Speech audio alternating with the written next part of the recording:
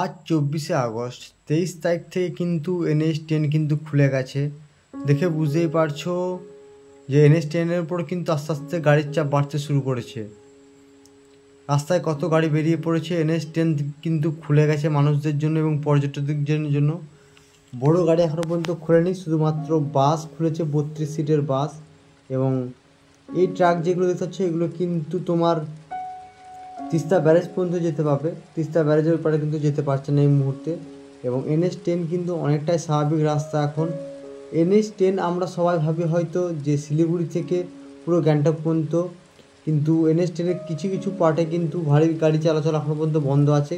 কিছু কিছু এই গাড়িগুলো কাজের জন্য যাচ্ছে এবং কি ছোটো গাড়িগুলো এগুলো মানে কী বলবো, ছোটো গাড়িগুলো যেতে পারছে এখনও পর্যন্ত, কিন্তু বড় গাড়ি যেগুলো সেগুলো কিন্তু একমাত্র কাজের যে সাইডগুলো রয়েছে সেই সাইডে কিন্তু শুধু যেতে পারছে।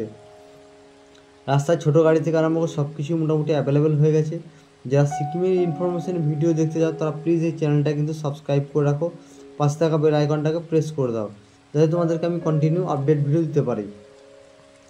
এবং এই যে সমস্ত বাসগুলো তোমরা দেখতে পাচ্ছ এগুলো কিন্তু তিস্তা বাজার থেকে লাভা হয়ে দার্জিলিং হয়ে কিন্তু তোমার শিলিগুড়িতে উঠবে।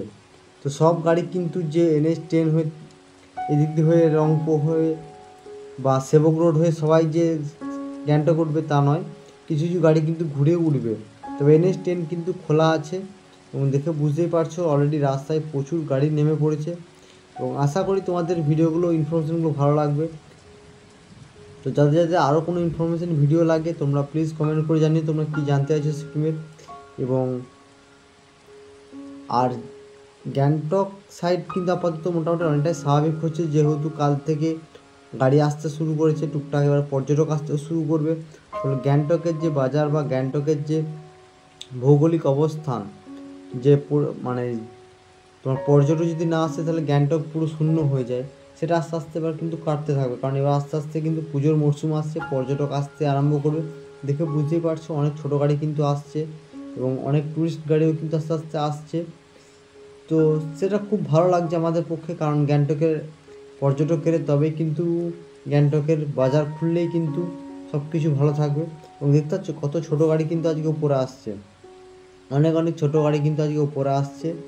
এবং তোমরা জানো যে একমাত্র 32 সিটের বাসই কিন্তু এখনো পর্যন্ত অ্যালাউ করেছে। আর দার্জিলিং সাইডে যে ভারী গাড়িগুলো রয়েছে সেই ভারী গাড়িগুলো দার্জিলিং সাইড হয়ে পাঠানো হচ্ছে এবং সেটাও রাত 11টা থেকে সকাল 6টার মধ্যে ভারী গাড়িগুলোকে পাঠানো হচ্ছে। সব টাইমে কিন্তু পার করতে দেয়নি দার্জিলিং হয়ে, সেই গাড়িগুলোকে রাত 11টা থেকে সকাল 6টা এই টাইমের মধ্যে কিন্তু ভারী গাড়িগুলোকে কালিম্পং হয়ে পার করানো হচ্ছে শিলিগুড়ির উদ্দেশ্যে।